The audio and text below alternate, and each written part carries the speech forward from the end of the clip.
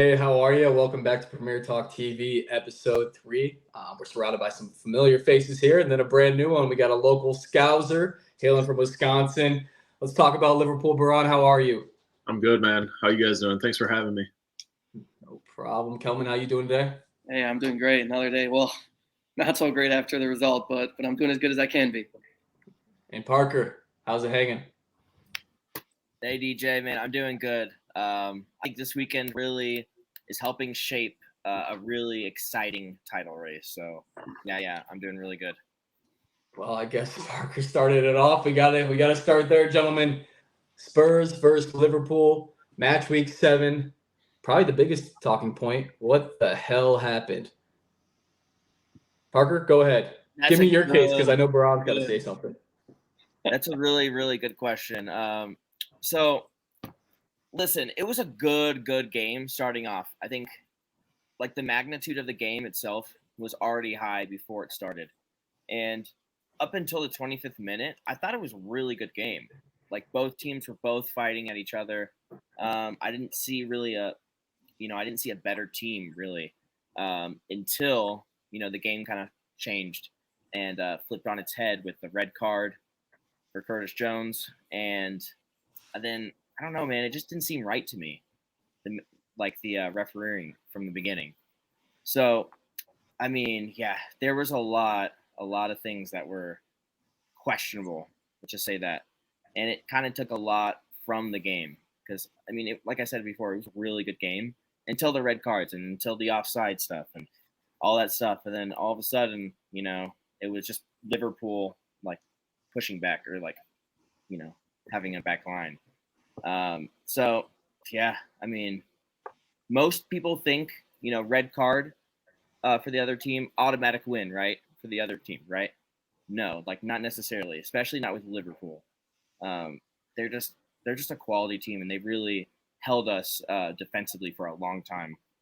So props to Liverpool for reacting to the calls and doing what they needed to do. But at the end of the day, Spurs did come out with the win. But yeah, there's a lot to talk about. I mean, wow. All right, that was diplomatic to say the least. Baran, go for it. Yeah, I mean, he brought up two real big points, right? Obviously, the red card changed the game, but he said when it comes to getting red cards, it seems like that team is going to win because they have the upper hand. Obviously, that game against Newcastle that we showed we're pretty resilient. Darwin coming in clutch towards the end. So watching the game for me, I knew we weren't out of it. Obviously, the offsides call, the biggest thing that, happened probably in soccer that weekend. I didn't like the way it was handled. Obviously, I didn't know if you guys saw, but today they released all of the audio from the referees and from the crew over the PGMOL. It was just ridiculous. I mean, in my mind, if you think about it, it's a bigger issue they're dealing with now than if they just would have stopped the game, said, hey, there was a mistake, some miscommunication. We have to go back and check again.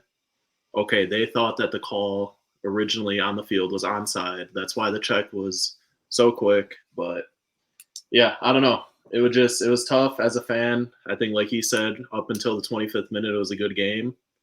But I mean, hindsight's always 20/20, right? In the end, we might look back at that moment and say, hey, that was the one thing that changed the title race. But you'll never know until we get to the end of the season. So obviously disappointed as a fan. I think the players obviously express a lot of frustration too. But yeah, I think we'll bounce back. Obviously, we have a big game coming up next week against Brighton. So yeah. It's been Liverpool for way too long, so it feels good seeing them get to taste their own medicine a little bit here. They were showing that during the game. They were showing last year how we got. I think it was like, of course, it was 9 points because of VAR, but I mean that's just too blatant. It's too obvious. Yeah, it's a mistake that can't happen. Definitely. On the opposite end of what you said, though, I think that audio made it a lot better. At least knowing that it was a genuine human error and not just VAR making a terrible mistake. that audio released, and it sounded like he actually made a mistake. And they immediately after they did, it looked like he was like, "Oh wait, that wasn't the right call. The call on the field was It actually didn't seem offside." like they were actually watching to me. It sounded like they're just like, oh, offsides right away, and the the audio given to the referee, the referee can't see the lines being drawn, right? He can only hear what the VAR is telling him. And from what I could hear, it was just like, okay, check complete, move on, like game on, let's go. And it sounds just from that audio that it sounded like they got the right call from on the field, right? Offside, just go on, move on.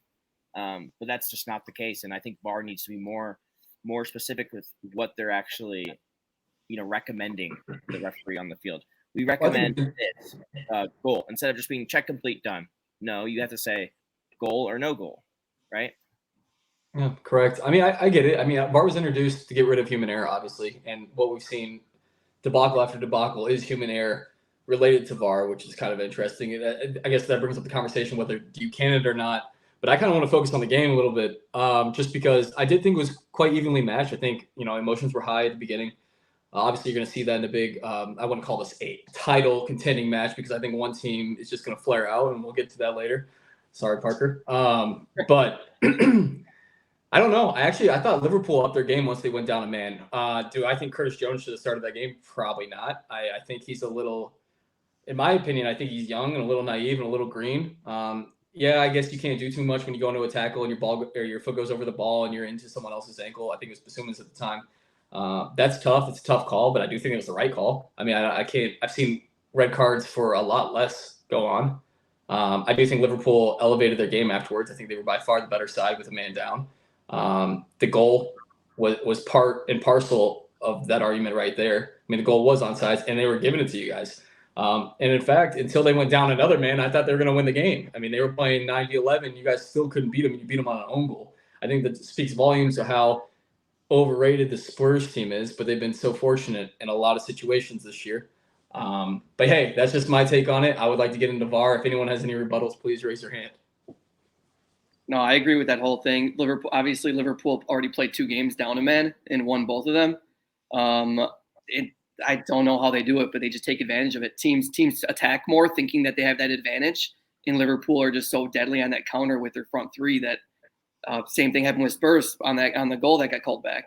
But I agree, when they were with 10 men, they still dominated that game, and I wouldn't say dominated, but they had their chances. Then once it went to 9, it was they couldn't do anything there. Yeah, it was just soaking in pressure for sure. Parker, do you have anything you want to say? Well, yeah, I was just gonna say, once they went down to 9, it was just like park the bus kind of thing, and it's always gonna be hard to to penetrate, a 9 back, 9 defense. So, but no, I mean, yeah, you guys pretty much said it all. So, yeah, that's about it. I got you. Well, hey, Spurs come away with a valuable 3 points. We'll see how decisive that is towards the end of the year, gentlemen. Let's get into risers and fallers of the Premier League. Whose stock is rising, whose stock is falling, and who do we just don't know the hell about?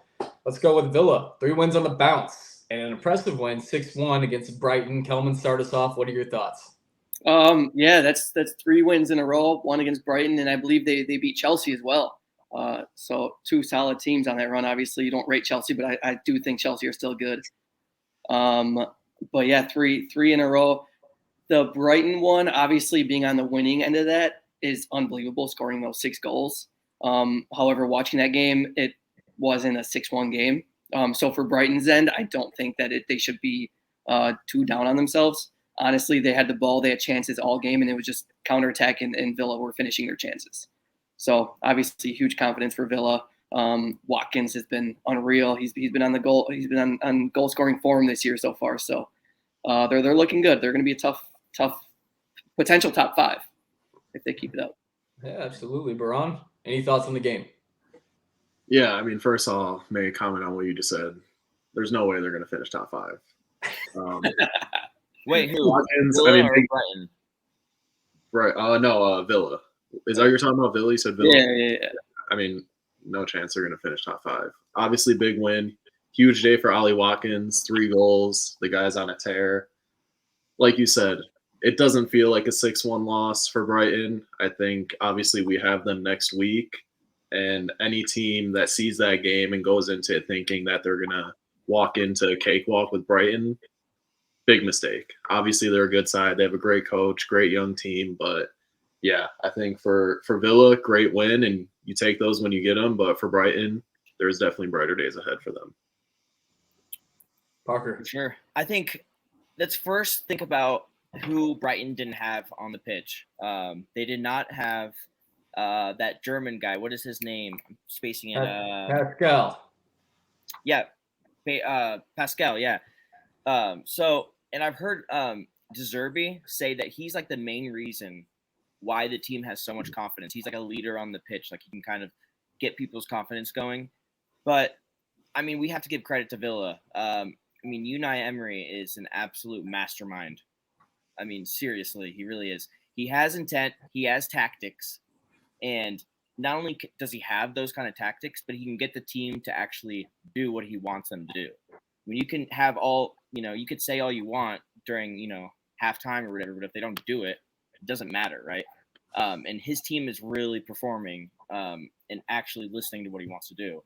And I mean, when you think about Watkins, he was part of every single goal, all those 6 goals. I mean, I don't know if he got the assist for everyone, and I know he had a hat trick, but he was part of every single one. And this is his 2nd hat trick already this season, and I really wouldn't be surprised if he gets an England call up soon when it comes to Watkins. But I think a big part of it also is Matty Cash. I mean, he held Mitoma completely. He was just quiet the whole game, Mitoma. He made Mitoma chase the game instead of having Mitoma on the ball and just having him control the game. He was chasing it. And that's a huge thing that I think they did. John McGinn, of course, you guys know he's probably one of my favorite players. I love John McGinn. He's fantastic. He really is, man. I mean, he was a big difference for Villa. He had the first assist for the goal. That's a big difference. And he's a leader on the pitch too. I think after the game, he said like we were either going to win 6-1 or lose 6-1, which was really funny to me because I think they were pretty much going all out attack against Brighton and just trying to keep possession. And yeah, I mean, Unai Emery, I mean, he changes his tactics depending on the team he plays too. So depending on who he's playing, they're going to change. They're not always just going to play the same way. And yeah, they're definitely a Champions League team for me, at least. Wow, that's an interesting take. I think Kelman, the United fan, should be taking notes of managers that actually show masterclass and a magical wand because holy hell, that club is in disarray. Anyways, let's go to our first faller, Manchester United, another league loss. Looks so good, man. He looks so good in the Mickey Mouse Cup against Crystal Palace. You put goals away. The team was buzzing. When he shows up to the big time, everything goes amiss, and here comes chaos. Welcome to the United shit show that we are seeing this season, and I absolutely love it. I'm still at a loss of words. I don't even know where to begin. Yeah, that Wednesday was unbelievable. Played a lot of young, energetic guys who I think should always play. I say it every week, and I'm going to still continue to say that Rashford doesn't belong on a soccer field. We decided to pick up a Sunday League goalkeeper to replace one of the best goalkeepers of all time. For a team that gives up 2 to 3 unbelievable chances a game, you need someone who's going to be able to save the ball more than kick a ball. So yeah, that's just terrible. Bruno is another one where I'm still not a big fan. He's too individualistic. He wants everything himself. If he creates the most chances, but that's because he only looks to make that creative pass rather than the simple pass that's going to lead to a better chance. I don't know. Someone else take over. For me, it's all Erik ten Hag. I mean, you say you don't know what's going on. I'm like, it's so clear for somebody from the outside looking in. He's losing all the players, right? You fall out with, just one player even. Like, I mean, he's fallen out with like 3, I think. So when you fall out with a player, it doesn't just affect that player. It affects all the players on the entire team. So when you have problems outside the pitch, it affects the players on the pitch. And not even that. I mean, his tactics, he put on Maguire in the 80th minute. They were down 1-0. I didn't understand that. It doesn't make sense to me. I mean, Ten Hag is really treading in dangerous water right now. I think he is definitely going to be one of the first people that gets sacked because he's not making any sense to me at all.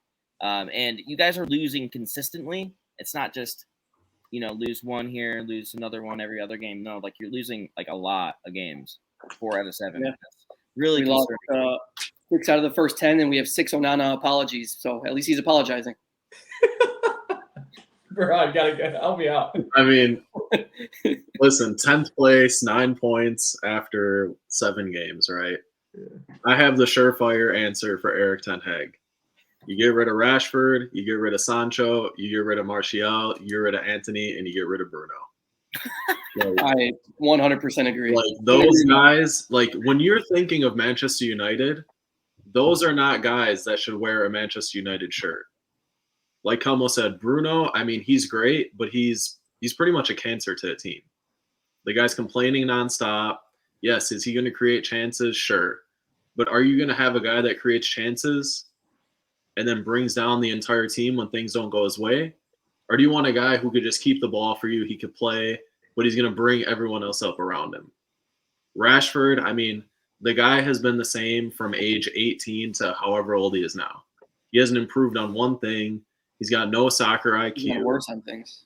He's losing the ball constantly. Anthony's out there. He thinks it's a dance floor. He's just trying to dance on the ball all day. Ten Hag, I love the guy. I think he could be a great coach. But if you look at the scope of the game today, you have to have great players. There's no longer teams where the coach is great and they just do so well, especially for a club with the standards of Man United, who should be competing for titles every single year. Eric Ten Hag makes great players bad. Yeah, I agree. What player has actually improved under Eric Ten Hag? I'm just curious because I've seen every single player that's a star player they've gotten worse. Yeah. Their production drops off. The guy has no plan. I mean, I get on this every podcast and I get so animated about it. I don't know why I care. I hope he stays there. I hope you guys never do anything other than sit and take place because it doesn't matter to me. It doesn't matter to me. Until you wake up and realize, holy crap, this guy has fooled you guys all. No way. Not many players got worse either. Or we're just static because our core of those exact players that Budan named are still there. And they just bring everyone down because everyone's dependent on them. Rashford has the ego of Neymar. And he plays like I wish I could think of a player, but there's no one as bad that I can think of. Oh man, no, Rashford. To me, Rashford had all the potential in the world to be one of the best, and he has just plateaued completely. He has made no progression in his career as a player. I mean, he hasn't done anything for United. The thing about Rashford. He's going to have a game here and there where he scores 2 goals or 3 goals, or he'll have a game where he scores some amazing free kick, and then everyone's on him again. Oh, Rashford, look at him. He's so amazing. He's not consistent. He's not doing that week by week. No, he's doing that against second league teams. He like 13 of his 30 goals last year were in the BS Cup. I don't even know the name of it, or in Europe. They were not in tough games. He's just takes advantage of those games, and then everyone praises him. But isn't it interesting though? Sat for a bit and just gotta find that fire back. Well, how's that the case though? I think anytime that he shows up and he puts on a performance, you guys actually win a game. You can't win a game without him. You guys don't even know how to win a game without him because you don't even have a style of play. It's either Bruno pulls something out of his ass, or Rashford goes off on the wing, cuts in on the right, and bangs one back post. And that's the problem. There's no development in your play. Now you finally got Højlund. You got someone can cross him the ball, and the guy looks like an absolute worldly of a finisher, a fox in the box right now. But I'm looking at your guys' team, and I'm just like, what the hell is going on? And Mount doesn't look any good at all. And I'm sitting here saying the same thing when I got Havertz. Right? That's part of the problem, and I agree with you. Is that those 2 players you named, Rashford and Bruno, all they care about is that individual moment of brilliance, which you're not going to win games by only caring about that. You have to care about the team more than about yourself. And until you get players in there that care about the team, you're not going to win. All they care about is that individual moment, which they give to you, and which is why people think they're good because they have those moments. But when you go for those moments every single game, of course, you're eventually it's gonna work out once in a while. Yeah. I mean, think about it, DJ. You literally just said United can't win without Rashford because he produces those moments of brilliance and they win games. Yeah. Think about a great player. They're producing week by week and helping their team win games. I just said it. He does it once every couple weeks, once a month. How many games is that going to win you? Well, who are we going to compare him to? Zaha? Come on. I just think I don't know. Come on. I think Manchester He United. isn't a Man United player. For the standards of Manchester United, he should not be on that team. We can't keep doing this over and over again, though, can we? Because United isn't the team they used to be. United has fallen. It's a fallen giant. And Why I'm going to be can't they honest come with you, It's not going to get back up with him on the team. Why it's not can't going to they get come back up with where they Eric were? Ten Hag's recruiting either. I mean, look at Liverpool. He definitely can. Liverpool fell off for a little bit. And then they brought in Jurgen Klopp. And We so, trusted Klopp. We trusted his process. We trusted the people he wanted to bring in. And he had his people he brought in and developed them. are we Ten comparing Ten Hag Jurgen is Klopp? coming into it with Rashford, Martial. I mean, you have to give a little bit of time to a coach. That's the problem with Man United. They bring a coach in and they think, oh, he has one season to figure it out. It's not going to happen. You have to build a process and let something develop. Exactly. They're just under a scope 24/7 where as soon as things go bad, you have to make moves and make changes. But he's having fallouts with players, and that's I think is the He's big not though. thing. I'd have a Yeah, fallout with he is. Sancho too. He's guy- not though. And the Oh. ones he is deserve it. They don't deserve to be on that team. I'd be Yeah, falling but out I'm with telling Sancho you, it just 100%. affects those guys. Like everybody on that team, either like whether or not Ten Hag likes that player or not, he has relationships with those other players, and they're gonna feel like they're hurt too. Like, oh, he's my buddy. Now he's off the team. Like, I don't even want to play for this guy anymore. He's an asshole. You know. I And, like, agree. I agree with that. lose the locker room or lose the dressing room, you got nothing anymore, man. And that's I how agree- Jose Mourinho played. He I lost agree the with that locker to an room extent, for sure. But also, that's where you get rid of those players. You're gonna lose. You might have some players mad for a little bit, but you're gonna bring your guys in, and everyone's gonna eventually figure it out. But you don't keep cancers in your locker room. No. In the end, No, but winning fixes Cancer is everything. the coach, though. Winning fixes everything. And Exactly. if you have to bite the bullet on a few guys because that player had a fallout and now they have a bad taste in their mouth because their buddy has a falling out with the coach, so be it. But once you get back to that point Get where rid of their buddy too. no one cares that they had a fallout with a player. That stuff's in the past.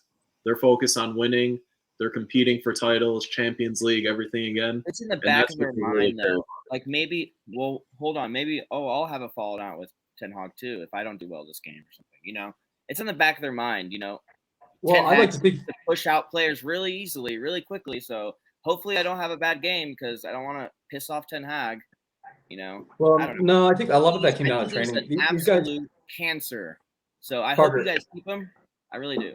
But anyway, yeah, I guess we don't need to go down this rabbit hole anymore. I would just say I like to think players are a little more professional than putting their emotions into everything, especially in a locker room, and especially when you're on the wages that United players are. Yeah.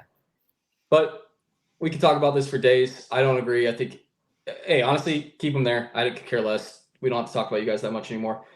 Next, let's talk about a team that's back on track, that started off the season with a horrible fixture list. They're coming back, Newcastle United. I think ever since that draw in the San Siro when they were holding on by a prayer, a snowball chance in hell, they're back, baby. They're back. Back on track, couple wins in a row. They're finally firing. Baran, what do you think? Is this team going to be – are we taking them serious for the top 5 next year, top 4? I mean, when you think about Newcastle, what they did last year, obviously their defending was huge, right? They gave up 33 goals last year. This year, they've already given up 18. It's 7 games in, and they're already more than halfway to what they gave up last year. So I think for me, defensively is the key point to their success. I love Isak. I think he's going to ball out this year. I mean, he's one of my favorite players in the Prem probably. But if Newcastle really want to be a serious team, they're going to have to figure out defensively how to get back to the form that they were in last year.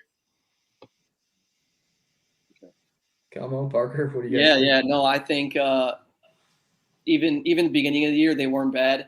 Their stretch of games was I believe City, Liverpool, and Brighton, and those were the 3 games they lost. So it's not like they have terrible losses.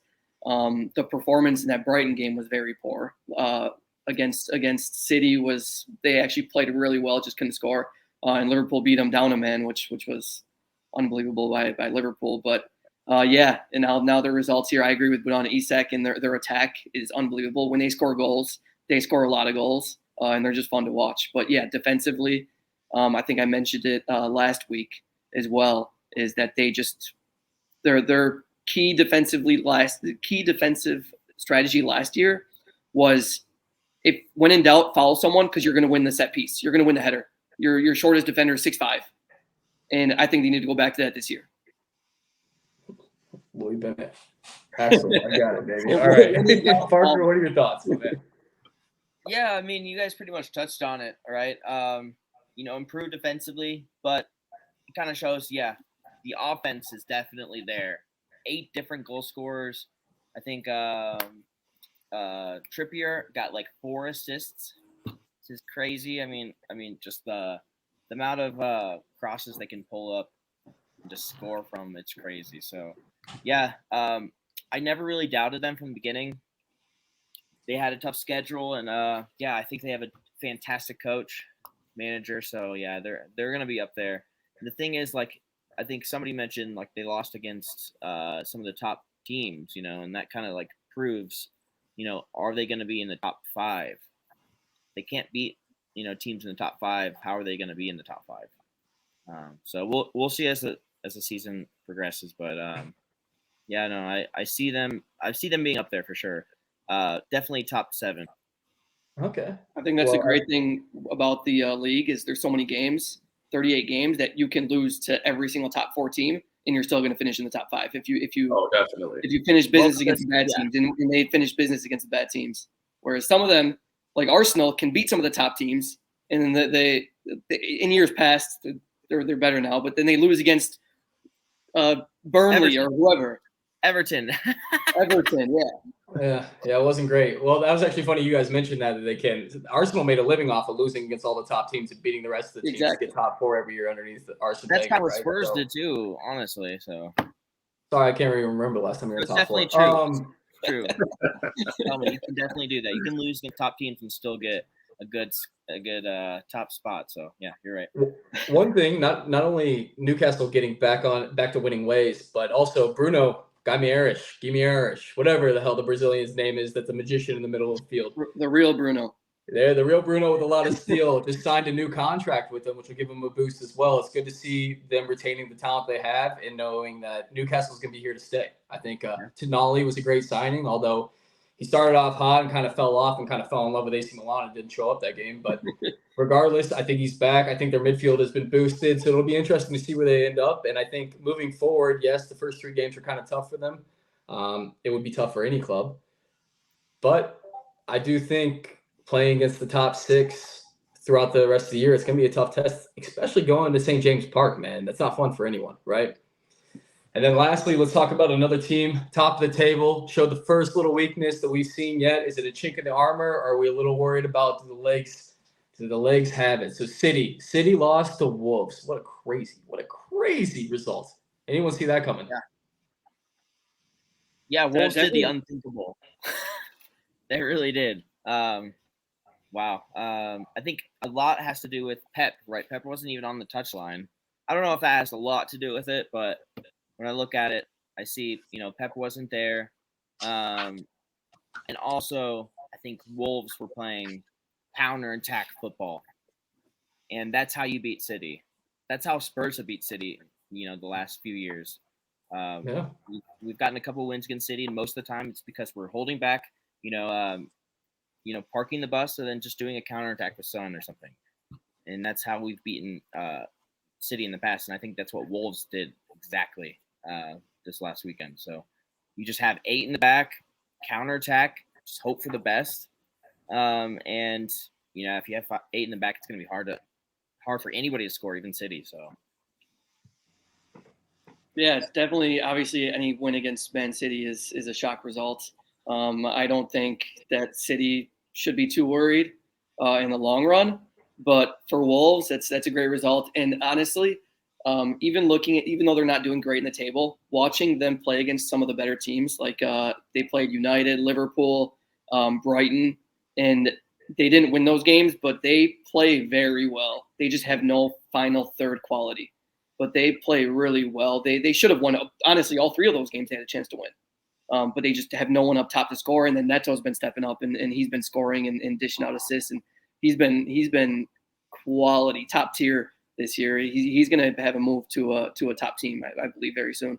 Oh, I'd agree with that. I heard your boys over at Arsenal are looking at him, so that might be a good pickup for them. I think it's interesting that every big team's linked with them. Yeah. Hellman was texting me the other day. He goes, Man United, Neto. I was like, dude, I heard the same thing, man. They're just dishing it out at this point. Yeah, I mean, looking at City, they shouldn't be worried at all. Obviously, it was a great play from Wolves to get the W. I think if you break down the stats a bit, City had 20 more attempts than they did, and then they also dominated the ball. They had 70% possession to 30. Obviously, at the end of the day, what matters is the goals, and they were able to bury 2 chances. But, I mean, if you're looking at City, right, they're missing Rodri, they're missing Bernardo Silva, KDB, obviously a little long-term injury, won't be back until after the new year. So I think looking forward, you have Erling Haaland up front, you're going to have a good chance to win the league. So I would not be worried if I was them. No, I totally agree with that. I think Craig Dawson put on a masterclass to stop Haaland from that for sure tied up goal at the end of the game. Fantastic stop from him. Neto, that you mentioned, Kelman, absolutely on fire, linked with any good team in the league right now. And then the Korean guy, Hoang, that couldn't even remember his name. You can't write a better play script for him to take down Man City. You got to love it, man. Parker, I know you mentioned this, but we're going to go next to you. Golden Boot race. You got Son in it. We spoke about Haaland a little bit. What are your thoughts? Give me your top 3 and then 1 dark horse. Well, I would have to say, obviously, Haaland, then Son or Watkins for me. Watkins has gotten 2 hat tricks already. It's only 7 games in. You never know what can happen with that. So, I mean, Son is absolutely loving life right now under Ange Postecoglou. He's the main man. I think he's going to score a lot of goals this season. So, yeah, with Madison right there. I mean, yeah, it's one of those 3 for me. Okay. Kel? Yeah, Haaland is obviously the favorite. Before the season started, my pick was Salah, Mo Salah, to have the Golden Boot. Obviously, now he's somehow become more of a playmaker. I think he leads the league in assists right now. That's never happened in his life. One of the most selfish players I know, but good for him. I do, for a dark horse, this might be a stretch. This might be a very dark horse. Darwin Nunez is going to come from behind. Whoa. He's going to come from behind. I don't know if he'll be able to get to Haaland status, but he's going to be in that race, in the top 3 race. I like that take. Before this injury, Saka was my guy. I don't know how big of an injury it is. He could still be up there too. Well, if we weren't passing around penalties like hotcakes, then maybe Saka would be up there too. Baran, what do you think? Yeah, obviously, Golden Boot, Haaland's to lose, right? If he's on the pitch, he's more than likely going to win it, right? I mean, he's going to put up 30+ for sure. I like Son this year. He's scoring a lot of goals. Obviously, in 3rd place right now, we got Jared Bowen with 5 this year. Potential dark horse. I don't think that productivity is sustainable for him, so I don't see him being in that conversation. But yeah, I mean, I think Salah's going to get up there for sure. I mean, for now, he's kind of a playmaker, but you know he's going to get his. I like Isak too. I said earlier, the guy's a baller. Like last year, what do you have, like 14 goals, and he only played maybe 28 games, didn't even play a full season. So he stays healthy. I think that he could be a guy that could potentially creep up in there as well. Okay. I mean, I really like the Isak call. I just think that he splits a lot of time with Callum Wilson, and they're trying to figure out what they're doing on the wings as well. So I'm trying to get an understanding of what his role is rather than just an alternate striker. And the same thing goes for Darwin. I like Kelman Shout as a dark horse for Darwin, just because Darwin, dude, I think he's the battering ram of the Liverpool team. He's the heart and soul at times. I mean, we watched it against Newcastle. We're starting to see the player that you guys signed from Portugal. But for some reason, big games, he didn't get a sniff of the Spurs team, and I thought he would just ran through him. So that was kind of interesting to me. Good choice. I mean, like you guys said, Haaland for me. It's got to be the winner. Jared Bowen, if he had a forward that could create with him, then I would give him a little more praise. But right now, he's doing it all by himself for West Ham. You got to love that, him and Ward-Prowse. So, yeah, I mean, my top two, unfortunately, and I hate to say it, but Holland and Son. Those seems like the guys that are going to pull away with it. If Madison gets injured, God forbid, Son's going to fall apart. But as of right now, the guy, I mean, they're firing, right, on all cylinders. It's something you got to love to see. Lastly, before we get in a little fun segment, we're going to go into match week 8 predictions. We're all going to pick a game here. I'm going to start first. So I'm going to go with the Arsenal City game, probably the tastiest of all the games. Besides, actually, we got some pretty good games on the horizon here. But Arsenal versus City. Wow. If we didn't just lose the Lens in France tonight, I'd be up for it. And Saka went down in the 30th minute, so I'm a little upset with Arteta for playing him so much. I don't think we should have played him. Even if we would have won the game, I was upset with how many starters actually started that game. I don't think it was that instrumental to our season. I think the City game means a lot. Anytime you can get 3 points on City is everything for your season, especially if you're fighting for top honors. City, like you said, they are plagued with injuries right now, especially a lot of key components. But I heard Bernardo Silva might be back this weekend, and if that's the case, he's unlocking doors and he's slotting passes to the best striker in the Premier League. So we got an issue. We have an issue, and we've been leaking at home. We've been bleeding goals. So unfortunately, I'm an Arsenal fan. This weekend, I think City are going to win by 2. So 3-1 City. That's how I feel it's going to happen. If anyone, what are your thoughts? Parker, go ahead. I'm happy just because one of these teams are going to drop points, right? And that's just it's going to help Spurs. So right now, I think Spurs. I'm sorry. I mean, I'm biased. I'm a Spurs fan, but I think Spurs right now are playing with just no pressure at all. No Europe, no Carabao Cup. We're just focusing on the next game at hand. And right now, to see Arsenal City play against each other, that's exactly what we want to see right now. So we could potentially be first in the league, at the end of the weekend. So yeah, that's what I think about that game. It's a good game for us. Yeah. Obviously, injury to any team other than City is huge, especially a key injury. So I do think it's gonna be tough. I still think at home you guys can get a draw out of that. Still, Rodri is a huge part of that team. He just holds that midfield together. So I think you guys can pull off a draw even without Saka. Okay. Yeah, I like that shout from Kelmo. I mean, getting a win, a little bit of a stretch in my mind. I think a draw will be good. Obviously, like you said, Rodri, just huge piece, in my personal opinion. Best holding mid in the world. I think he just does his job so well. But I also wouldn't be surprised if Arsenal pull off a win. I mean, obviously, you guys have players who are more than capable of putting away chances. And in a game like that, it could just be so back and forth that you never know. But I think City right now have a little bit of the upper hand on that one. Yeah, I would agree. And just a touch there, you talked about the best defensive mid in the league. Well, let's talk about the second best defensive mid of the league. I said in the world. I said in the world. Oh, in the world. All right. Well, then the second best defensive mid in the world, Okay. Thomas Partey is coming back. He said he's going to be available. We think he's going to be available. But like I said, if we don't have Saka creating on the wing, if we don't have Martinelli pushing on the other wing, I watched this tonight. What? Is Trossard out too?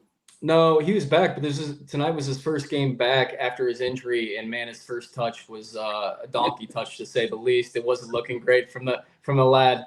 He's got class in him, but I wasn't seeing it. So if Odegaard isn't on his P's and Q's, I think it's not going to be a close game. Anyways, Kelman, hit us with your game. I will, but maybe we can see a ESR return, the return of ESR. He's looking good. You never know with all these injuries. Anyways, my game of the week. I don't want to talk about my depression game of the week, watching United. So I'm going to talk about an exciting game. West Ham versus Newcastle. Two teams that are in great form, both scoring goals. I do think it's going to be a battle of the midfield this game with both teams. Not sure who's going to play on both ends. They both have 4 or 5 different options between Bruno, Longstaff, Tonali, Joe Ellington, any of those 3 in there versus Ward-Prowse, Paqueta, Who else is there over there? Suchek, Kudos, Alvarez. I think that's the battle. Whoever wins the midfield in this game, I think, is going to go on and win the game.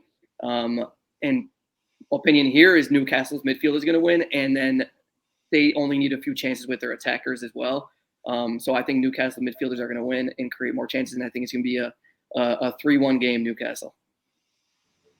Another 3-1. Another 3-1. Another 3-1. I tend to agree. I agree. I think Newcastle's going to boss the midfield. I think the only thing that we'll see from West Ham is if Ward-Prowse gets on the ball and plays some deep passes. He's got to be a playmaker from back because I don't think they're going to be on the front foot all game, although they've started off games pretty quickly against Man City. They went up. I think there was another a top 3 team they went up against as well. But they do fall apart against better opposition, and this Newcastle team's firing on all cylinders, so I agree, a 3-1 win. Braun? I'm going to talk about my boys. Unlike Calmo, obviously, he doesn't want to talk about his depression team right now. But obviously, we go up against Brighton. Like I said earlier, big loss for Brighton the last week. But any team that would go into that game lightheartedly would be foolish because they're a good side. I think what happened to us in that Tottenham game is going to add a little fuel to our fire.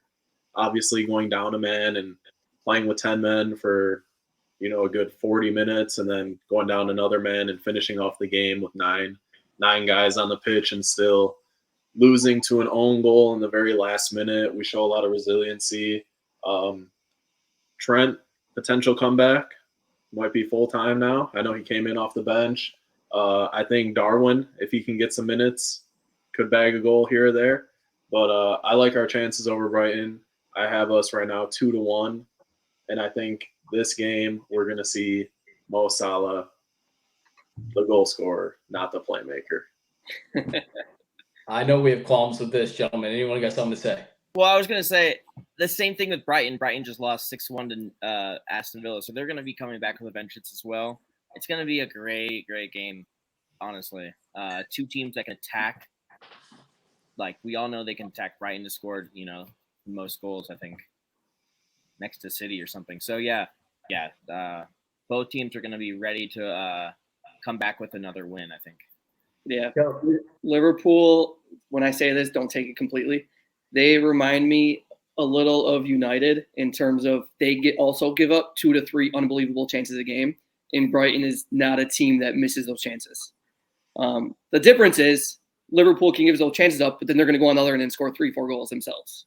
We also have Alisson in the net, not and they have someone competent in the net. So I'm with Budon. I do think Liverpool are going to pull out the win. I think it's going to be a close game. I do think there's going to be a lot of goals.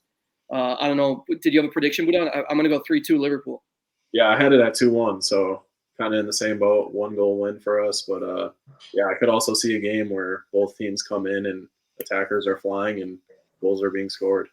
Yeah, I'm calling a De Zerbi masterclass here. I think last time we watched Liverpool and Brighton play, I think I watched, Brighton's midfield slice you guys up and down the field last year, the end of last year. Who's to say that my guys It's a different midfield, man. It is a new midfield. It's a very green midfield that don't know how to play together because my guy Slavozlai is good, but I don't – that ginger – from Argentina, I don't trust him, man. I don't think he's that good. I think McAllister's pretty overrated. I'm going to say De Zerbi masterclass 2-1. Get in there, Brighton. Come on. Let's go. There you go, Parker. Come on, baby. Give us you don't think McAllister is doing something against his former club? No, I don't. I think no one would know who he was if he didn't win a World Cup. That's what I think. So that's it. I'd argue more so about Enzo than McAllister. And someone claims that Enzo is one of the best midfielders in the Prem, and I still don't see quality in him yet. I don't see anything. Fantastic. Sorry to change the subject, but yeah, I don't see much in him. I'll post a video of just his game, his last weekend's game, of all of his touches and all the passes on our YouTube channel. You can watch it. It's ridiculous. All right, I'll take a look. But I'm going to talk about Aston Villa Wolves. Listen, I love Aston Villa this year. We all know I'm a Spurs fan, but I like Aston Villa this year, okay? And if they want to improve from last year, I think they got 7th. They're going to have to beat teams like Brighton, and that's what they did. And, if you're going to beat Brighton, you have to be able to beat Wolves afterwards, right? That's who they play next. You have to, or just for nothing, right? But Villa has a midweek game, Carabao Cup. Wolves don't have that midweek game, so it's going to be interesting to see what Unai Emery does to like change the lineup a little bit to get some fresh legs in there. And an interesting stat, actually, Villa haven't beat Wolves since I think October of 2021, so 2 years now. They haven't beat Wolves, and they're kind of rivals when it comes to like location, right? They're like mid, what is it called? The Midlands. Yeah. So yeah, they're kind of a rival, and I think Villa really have a point to prove. But Wolves again, they have that confidence. They just beat City. They're just coming off a win against City, so they know how to win games. They can park the bus again if they want to, and hold Villa if they need to. But I still think that Villa are just going to be too good, right? Their midfield, I think. Douglas Luiz. I think he's finally come out of his shell. He's had a lot of expectations as South American, but ever since Emery has gotten there, he's really like become the player that everyone kind of expected him to be. And then obviously Boubacar Kamara next to him. I think they're just a great partnership. Kamara just kind of like, I don't know. I think they complement each other well. And I think Kamara kind of reminds me a lot like Douglas Luiz just like a few years ago. He just has a lot of potential, a lot of improvement. So I see Villa definitely winning this game. Wolves will try, but they just can't score goals, Wolves. They score 2 against City, yes. So props to them, but I don't think they can do it consistently. Neto is obviously like their top player, and he just can't do it all. So, and I think also Wolves are missing Belgrade, which I think is a decent midfielder that I've seen attacking-wise for Wolves. So he's going to be missing for a suspension, actually, not even like an injury, just suspension. So he'll be back in a couple weeks, but I don't think it'll be a big difference not having Belgrade. But yeah, I still think Aston Villa are just too strong right now for Wolves. Thoughts, gentlemen? Yeah, I think it's another good game. These are all Sunday games. Sunday's got a good schedule for us. Mm-hmm. I think I'll make it short. I think Wolves are going to go back to back. Cunha 1-0. Whoa. Okay. For on. That's a hot take. Yeah, I agree with Parker. I think Aston Villa will take this one. Ollie Watkins, guy's on a heater. I think he's going to keep scoring some goals, but I like Villa in this game over Wolves. I think potentially a little bit of the hangover from the City win. And so, yeah, I'll take Aston Villa on this one all day. Yeah, and quite contrary over here. I think this has a draw written all over it. I think Ollie Watkins, this is the player he is. Scores 3 goals, goes missing for 2 weeks, scores another goal, goes missing. That's kind of how he is. I think we've all been overlooking He-Chan. He's got 4 goals in the league. He's sitting there tied in 4th, but no one's talking about him, saying there's no goal presence in that team. Crazy. Is that Korean guy? Yeah, it's that Korean guy. But yeah, so I think it's got a draw written all over it. Anyways, back to the fun segment. We're going to keep this brief, gentlemen. I'm going to give you 3 players, and we're going to do start, bench, and drop. Okay? Ooh. We're going to start with Parker. We're going to work our way around the corner. So Kelman, Baran, and then me. I don't need a paragraph into why you picked these guys, but just make it quick. Okay. The classic debate all over Twitter, all over socials right now is Odegaard, Bruno, Madison. Attacking mids. Who we taking? Parker, go. I'm starting Odegaard. Easy for me. I think he can do everything. Whenever Arsenal have a great win, and you look back, it's because Odegaard had a amazing game, or like he was the reason why, right? The vision that he has. Not only the vision, but he can also make the pass too. Midfielders can have the vision. Oh, I can see the player, but I just can't make the pass. He can do it all. I think he's absolutely fantastic. Dribbling, trick passes. Parker, quick. You're supposed to go bench drop. It's quick. That's right. I just think he's fantastic. He can do trick passes. He can do everything. Madison, he's. I know we're only 10 minutes. We have 10 minutes left. So Madison benching because he can definitely change the game. We've seen that with Spurs this year. No, I like Bruno, but he's obviously being dropped for me. He's just, he complains a lot. I think Baran said that earlier. So yeah, I agree with that. He's just, he's a yapper and not a player for me. Yep, I will go. Bruno is getting dropped. You can put 20 other midfielders in there, and Bruno's still getting dropped. I'm going to go with the same three. I would put Madison starting if he could stay healthy all season, and I could see what he does there. But because of that, Odegaard's. I'm starting Odegaard.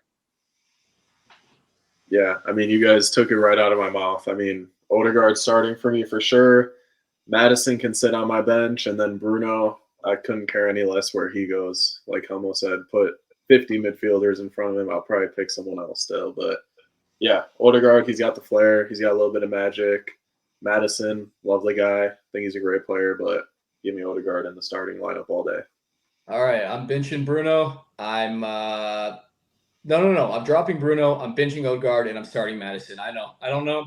I've seen Odegaard go missing in the big games. I've watched Madison in the big games with the actual team that can work, and he shows up. In fact, he propels you guys forward. Odegaard's gone missing for me. I hate when I have a club captain. I expect the most out of him. I'm not seeing it. Anyways, next group, wingers. We're doing Neto, Bowen, Matoma. Parker, keep it brief, please, brother. Okay. Starting Matoma, I think he's the best dribbler in the Premier League, maybe the world. He just floats in between defenders. All of a sudden, he's one-on-one goalkeeper, and he just slots it in. So he's my number one. He's starting. Bowen is a close second. I respect Neto. I think no disrespect to him, but he has to be on my bench. He has to be dropped because I think Bowen can just score too many goals, and he just changes the game like easily by just scoring. So yeah. Well, this is going to be way different than that. I would be starting Neto. He's on the worst team of the three, and it's just unbelievably creative. It reminds me of Jota when he was there. Once a big team picks him up, I think we're going to see even more of what he can do. Matoma is going to be on my bench. I think he's unbelievable, but like you said with Odegaard, he disappears as well. He sits out wide some games and is just not even effective at all. You saw it this past week against Villa. And I've seen it a few other times too. And Bowen too, I don't see another level to his game, which is why once he got called up to England, nothing happened there, and then it just dropped right back down. He's in form right now, but I just don't see another level to his game. We're on. Yeah, I'm sorry, Matoma all day. Love the guy. He's got 6 goal contributions already this year. I mean, like Parker said, great dribbler, fancy on the ball. Give me Neto on my bench.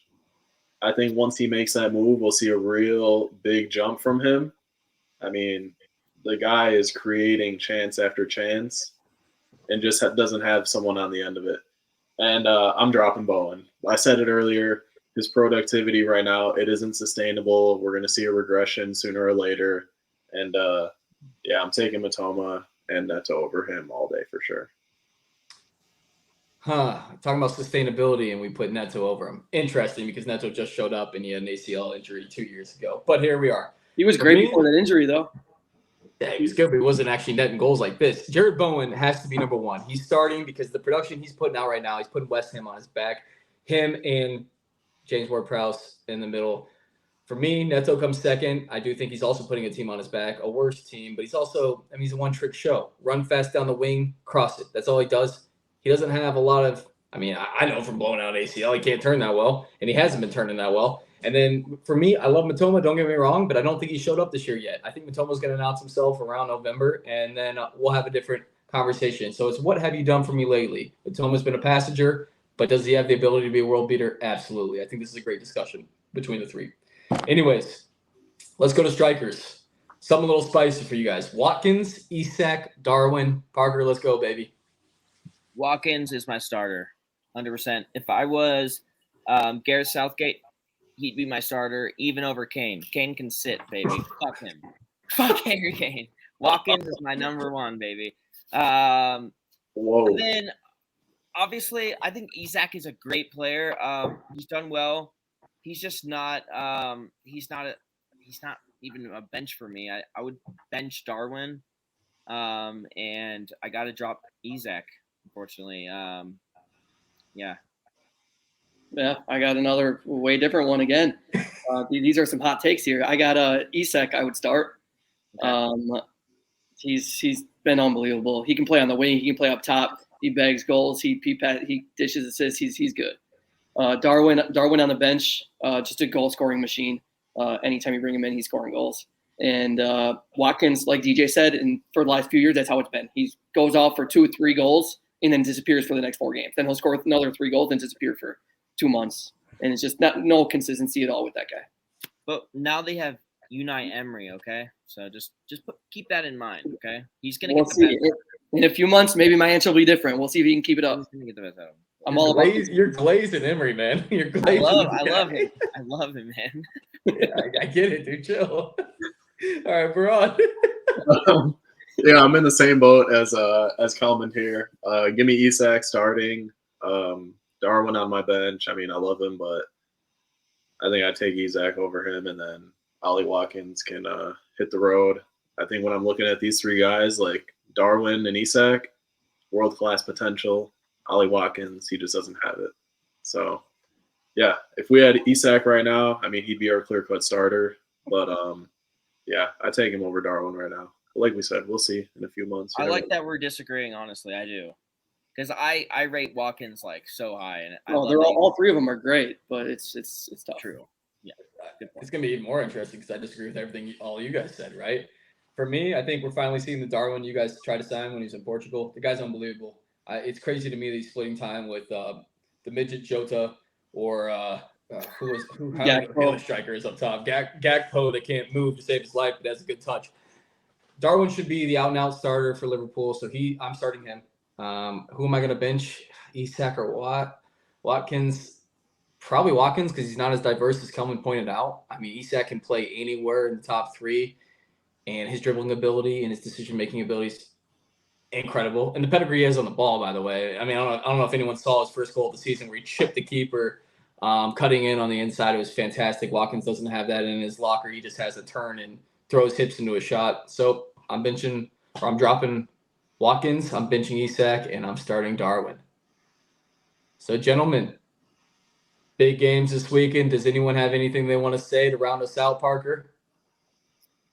I just want to say that I think this is the weekend that Spurs move top of the table and stay there the rest of the season. You're playing Luton. Nice. All right, Kelman. Yeah, United. Big weekend for us. Do I think we're going to win? Nope. But big weekend for us. Bro, go ahead. Tell me. Yeah, massive game for Liverpool. Just want to say thank you guys for having me on. Had a lot of fun today with you guys. Hopefully I can be back. But, yeah, big game for us. I expect a good victory here against Brighton. Yeah, Braun, you'd be a household name if we can get you more than James. Absolutely. Don't get me wrong. So, gentlemen, thanks for joining me today. Up the gun as usual. And don't forget to like and subscribe. It means a lot to us. And happy hunting, gents. Happy hunting. We're all going for the 3 points. Peace.